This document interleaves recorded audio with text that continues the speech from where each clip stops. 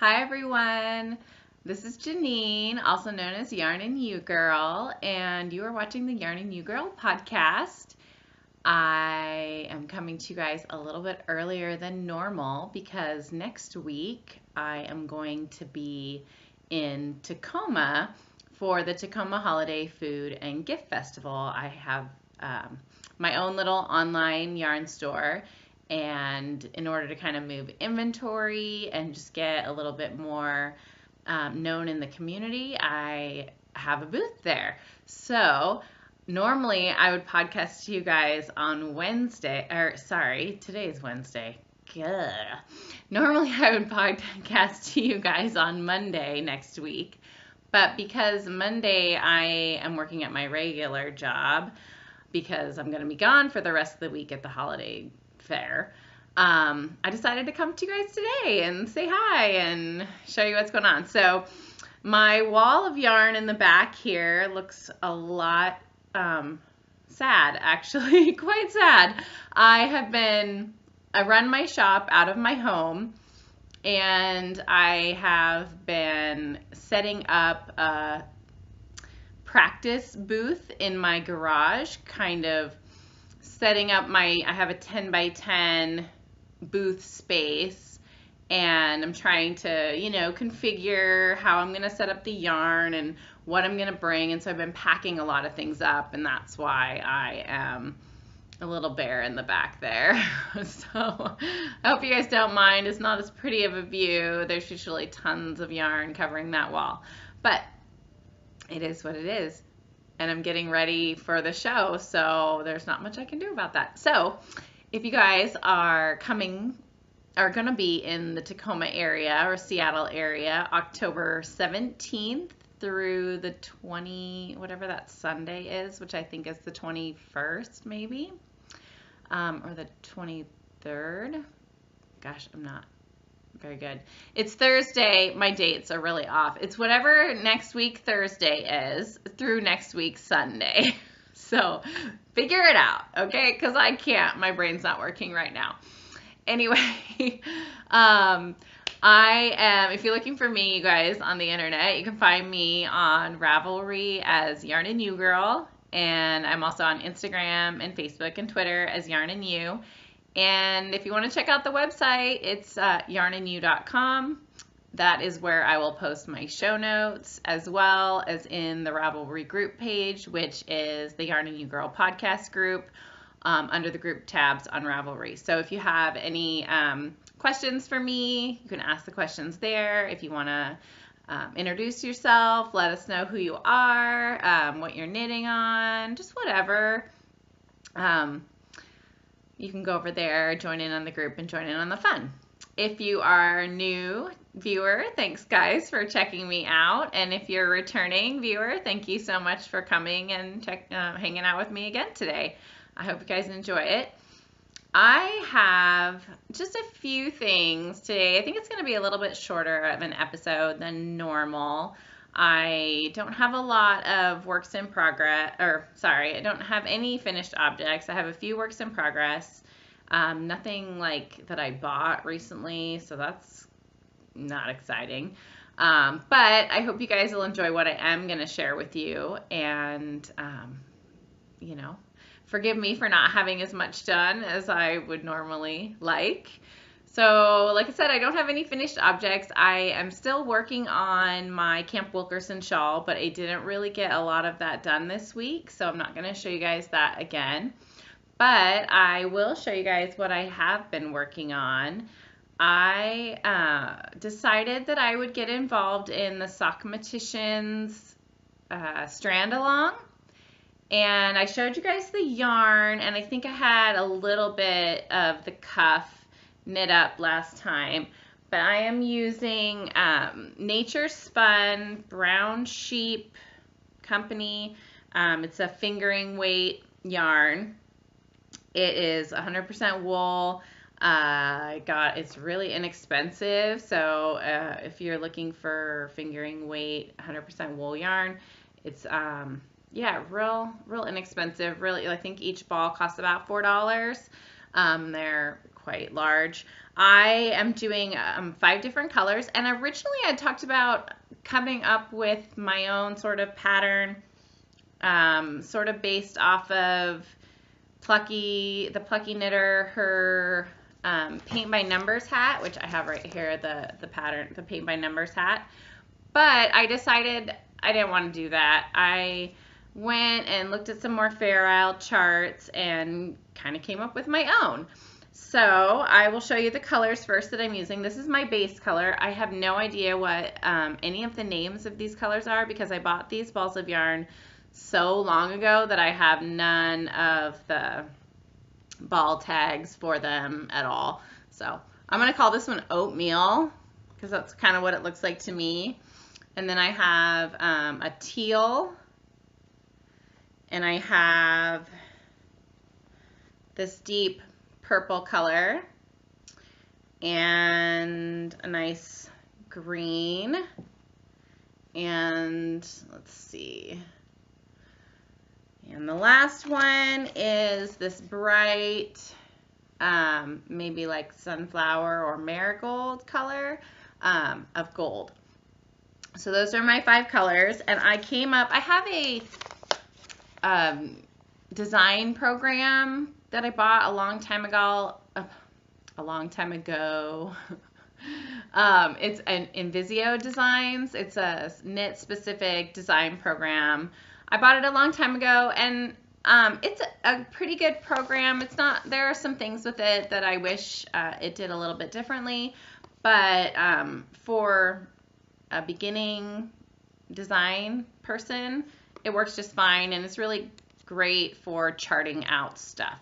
So when I'm trying to come up with something new, sometimes I will graph it out on paper where I'll get some pencils and do different graphs, but if I really want to kind of see what it looks like and have it all charted out, then I'll do it on the Invisio Design software. So I kind of was playing around with colors, and the nice thing too about the software is if you are designing something like a Fair Isle project, you can add different color strands of yarn, so you can then have it be exactly the colors that you're working with or similar to what you're working with, so you can kind of see what your color scheme is going to look like. So even if I was doing a project that somebody else had already charted out, I could change the colors if I wanted to rechart it and then actually see what my color choices would look like when it was all knit up, which is kind of nice because sometimes it's hard to determine whether or not you like the way that things are going to play out when the colors all go together and everything. So I came up with this little chart sort of as a start. It's kind of your basic snowflake chart. I don't know what you call this, but it has the 5 different colors that I'm using. This base color is Oatmeal, and then I put this border around it as well. So I figured I would also do the border down here, and then I would do I want to do some mitts, which is what I'm working on. So I'm going to do 3 pattern repeats, but I'm actually going to do like this, and then I'm going to do half the chart, and have it staggered so that they aren't like, the snowflakes aren't lined up right one on top of the other, that they actually like are staggered. So that's kind of the design that I came up with. And when I started knitting it out, it actually looked really good. So let me show you guys. I haven't gotten very far. I'm also using double point needles, which I don't normally use double point needles, but I bought some, I think they are Knitter's Pride, the Nova Cubics Platinum, and they're kind of squarish, and I like metal needles normally, so hopefully these ones will work pretty well. And so far they've actually not been too bad to work with. I actually kind of am enjoying them, and I didn't think that I would, because usually when I'm done knitting my row, I drop my needle because I'm working on circulars almost all exclusively. I drop my needle, and then I just it's never like falls on the couch, and never like gets stuck in the crack or anything like that. So I have to be a little bit careful about that and not drop my needle, but I'm not doing too bad of a job. So let me show you, this is what I've got so far. I just have one pattern repeat done of the snowflake on that. And then you can see, so I've got my double points. I've just got them on three needles. And yeah, you know, it's turning out pretty good. I think when I put it on my hand, I've got a lot of ends that I'm going to need to weave it. It's a little tight, but I'm hoping, my ring's getting caught too. That could be, I'm hoping, yeah, it should be fine actually. It should fit really nice. And what I'm hoping for is I don't want those to drop off. It'll come up, and then when I get to the thumb, I'm not quite sure what I'm gonna do with thumb. I might just do like a little checkerboard pattern on the thumb in order to continue with the color work.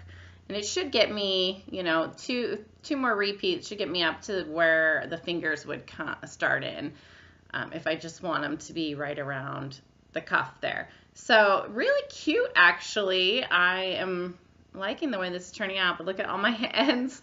This is gonna be so much fun to weave in. Yeah, it's like its own little tail right now, and they're just collecting more and more and more. But I don't know, what do you guys think? Do you like it? If you guys like it and you want, I can try to write up a pattern for it. I'm just doing, if they turn out, you know, okay. I'm just doing it on my own right now, kind of figuring it out as I go. But if you guys are interested, I'll try to write up a pattern, sort of give you an idea of what I'm doing, and I can put it up on Ravelry if people are interested in that. That is my strand along for the Sockmatician.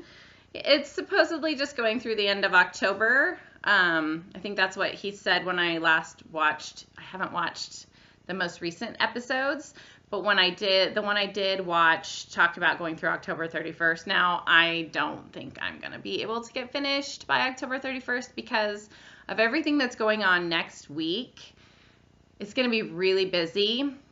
And most of the stuff I'm going to be knitting with next week will be yarns that I carry in the shop. So that's part of the reason why I put off doing the Camp Wilkerson shawl, because I want to have something to be knitting with while I'm at the festival, because I feel like, you know, that's part of what we do as knitters, why people are drawn to us sometimes when we have a project that we're working on that they think is, you know, beautiful. And I want to have something out that I can show people how certain yarns play together. And the Camp Wilkerson shawl, I'm using the Sweet Georgia DK, which I carry in the shop. And so I'll have some of that yarn there.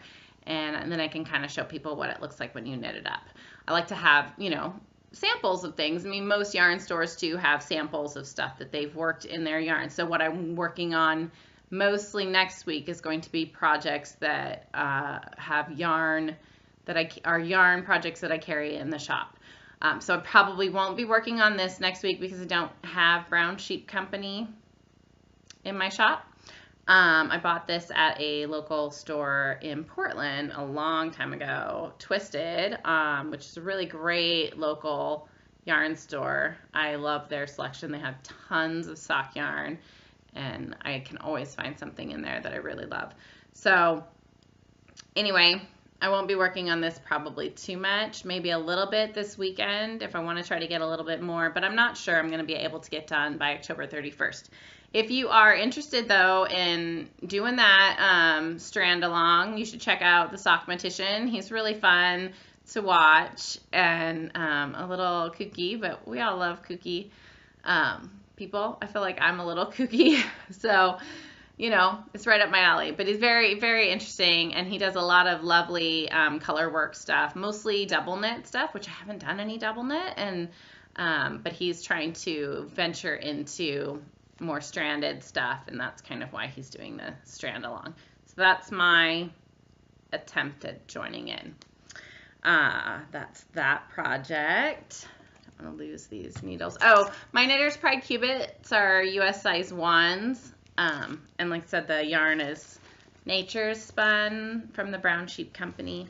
fingering weight. Really inexpensive. I know a lot of people use like Jameson yarn for their stranded projects. I didn't have any available to me.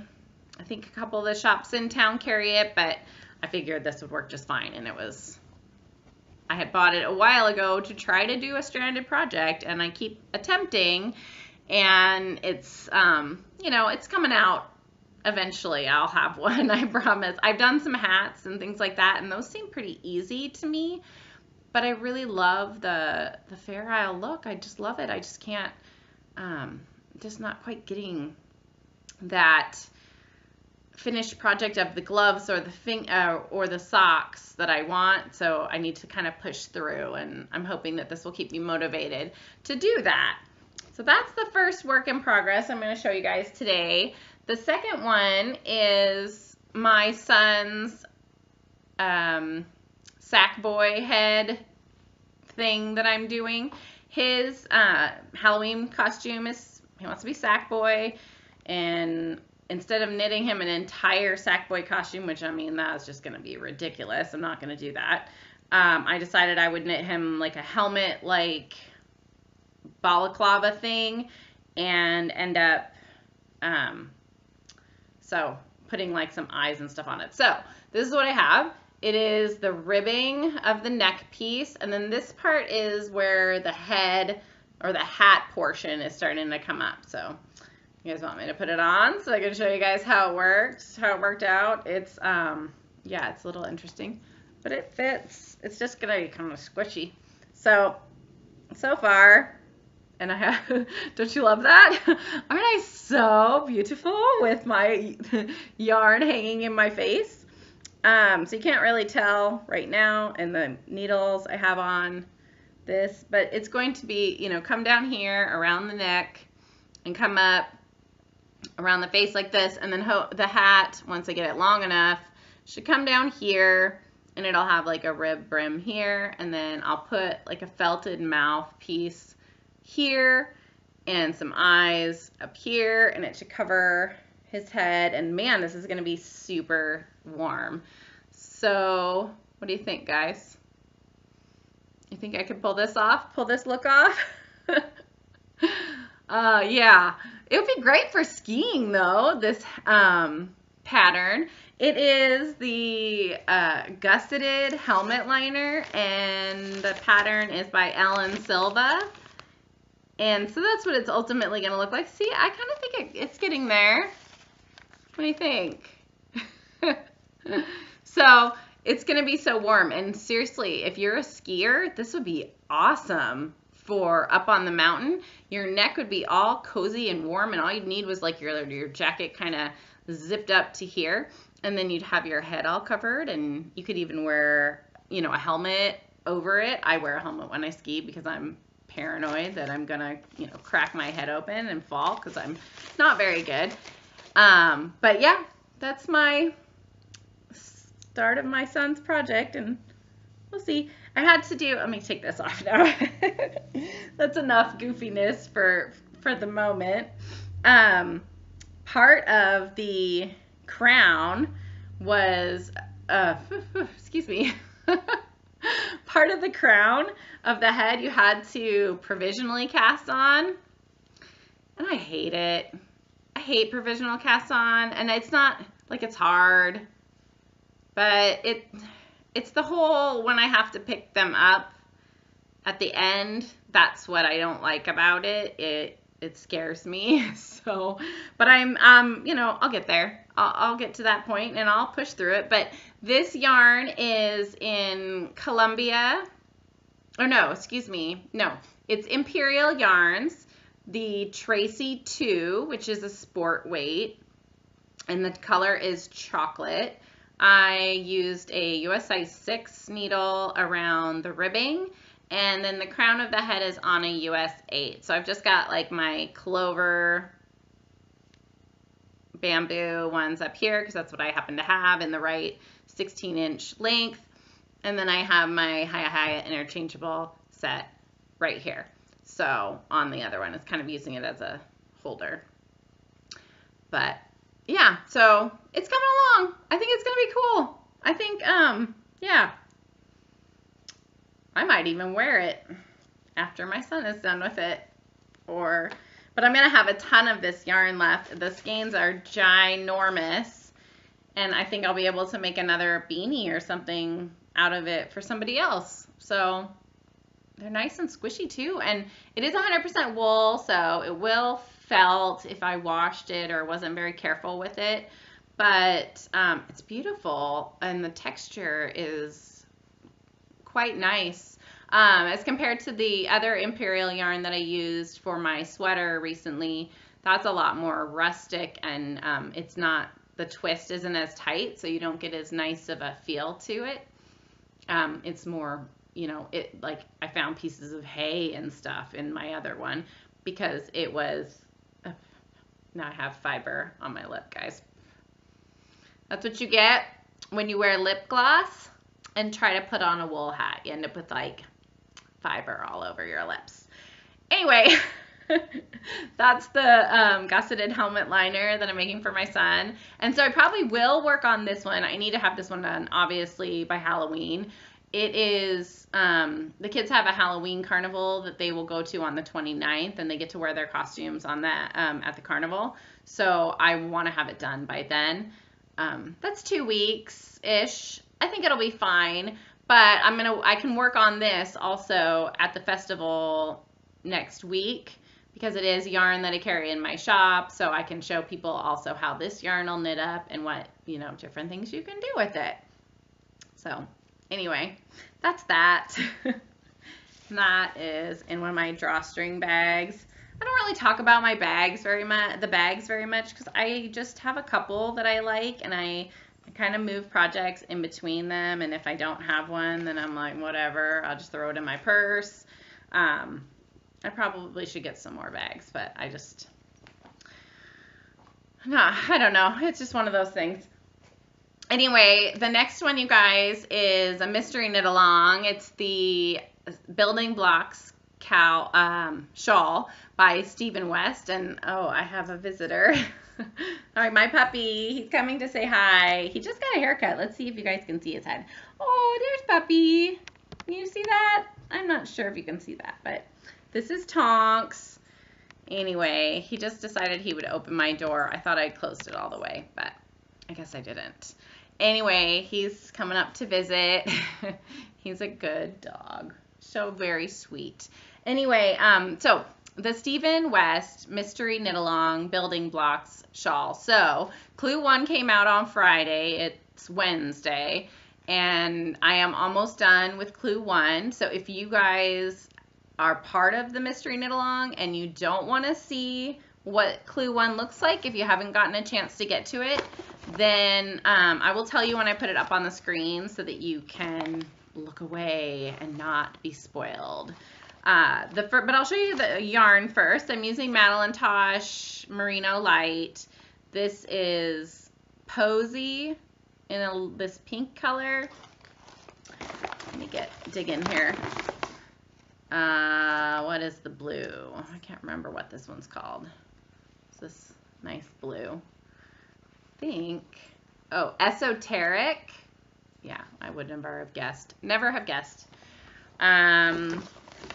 This light color is Dust Weaver. And the last one is Coal Seam. Oh, there's some Dust Weaver hooked up on there. Coal Seam, which is like kind of all of those colors sort of mixed into one except for the Dust Weaver. But it's got the teal, it's got a little bit of light pink, and some purples and stuff. So those are the 4 colors that I'm using for the Building Blocks shawl. And I've got it on kind of a small cable needle, so it's sort of all bunched up, and I've got a ton of threads hanging off it. So if you guys don't want to see it, I'm going to tell you right now to look away. Look away from the screen and don't look back until I tell you it's time. So this is what I have, and it's all bunched up, so you can't really tell how big it is, but it is actually quite big. And it looks crazy. I don't know how people show their yarn projects without like having strands of stuff all wrapped around it. But I am just on the last section 4 of the Clue one, and I'm almost just have like a few more things to do for that. But it's turning out very nice, and I think the colors are going together quite well.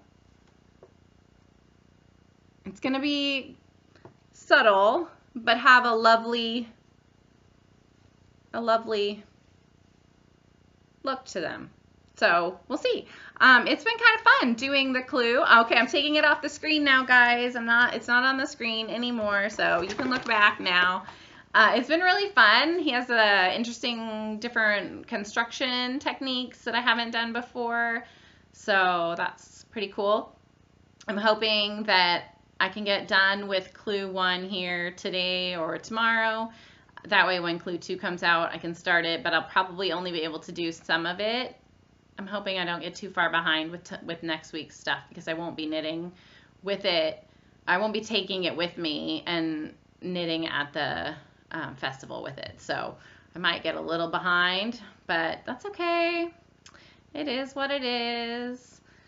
So that's all I have to show you guys today. I don't have any other projects that I've started.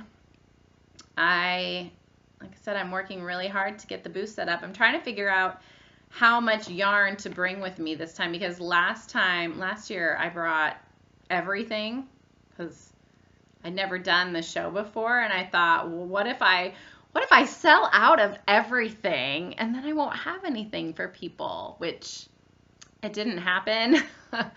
But I did do pretty well, and I got kind of moved things along a little bit and got a good idea of what I do need to bring. So this year I'm sort of paring down what I'm bringing, and I'm bringing a little bit of everything, just not the entire stock of everything. And if I run out, then I run out, and that's great. I can order more. So you'll be seeing some photos probably on Instagram of me packing things up. And if you do want to order something, don't worry. You can still go on the website and order something. I'm totally cool with that. I'll pull it out of the boxes if I have to, so don't worry about it. But anyway, that's what I've been busy with, you guys. And it's a lot of work kind of configuring that 10 by 10 space. You think that it's big, but it's not really that big. And I have to have it Christmas decorated, which sort of hurts. It hurts my brain a little bit because it's not even Halloween yet, and I have to decorate something for Christmas. And I'm just not sure. I can't get into it that much just yet. I always get annoyed with the stores when they put out, back to school stuff at the beginning of summer, or Halloween stuff, and you haven't even gotten, through back to school. I feel like there's a special order that things need to go in, and when they mess with it and try to, jump in and do things early, I get all like PO'd because I feel like they're rushing things. So it's a little bit hurts my sensibilities because I just don't want to decorate for Christmas, but it's part of the requirements for the show. So we'll see. It'll be fine. I'm sure it'll be fine. It'll be what it is. And it'll be fun. And I had so much fun last year, you guys. So if you are in the area, please come and visit me. I am in the exhibitors hall at the Tacoma Dome. And there's tons and tons of super cool stuff there. It's a little overwhelming, but it's amazing, everything that they have. There's good food and lots of different crafts, commercial stuff too. There's like a leather booth. There's the gal who's next to me. I love her. Her name is Sina, and she has all this beautiful paper art. I might have shown you guys some of it. I bought some for gifts for people for babies. And so she'll have a bunch of beautiful paper art. It's really fun, and I had a great time last year. And so I hope that I'll see maybe some new faces this year. And if you want, yeah, come in and say hi. So that's it for this week, you guys. It's short, it's sweet, hopefully. Feel free to comment if you have any questions, or if you want to know more about the festival. I can let you know, specific hours and days and all that kind of stuff if you're interested. And yeah, check me out on Ravelry, check me out on Instagram. If you like the video, subscribe, and I'll keep you guys posted and up to date on any new happenings here. So thanks a lot. Have a great day, guys.